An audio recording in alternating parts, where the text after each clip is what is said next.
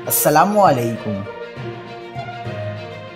पाकिस्तान और सऊदी अरब में आज ईद का चांद नजर आएगा या नहीं, माहिरीन का हैरानकुन एलामिया जारी। ताज़ा तरीन वीडियोज़ के लिए चैनल को सब्सक्राइब करके बेल आइकन और ऑल नोटिफिकेशन पर क्लिक करें।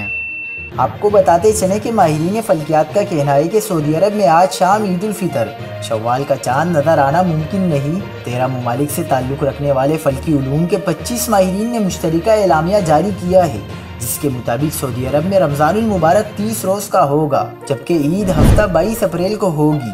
माहिरीन का कहना है कि चांद आज जदीद दूरबीन से भी नहीं देखा जा सकता। दूसरी जानिब माहिरीन का कहना है कि आज होने वाले सूरज ग्रहण के दौरान ही नए चांद की पैदाइश हुई है। चांद की उम्र कम होने के बाइस आज चांद नजर आने का इम्कान नहीं। पैरामीटर्स के मुताबिक पाकिस्तान और सऊदी अरब में ईद उल फितर 22 अप्रैल को होगी। पाकिस्तान में भी ईद उल फितर का चांद देखने के लिए मरकजी रोयत हिलाल कमेटी का इजलास आज इस्लामाबाद में होगा। मजीद खबरों के लिए देखते रहिए हक पाकिस्तान न्यूज़।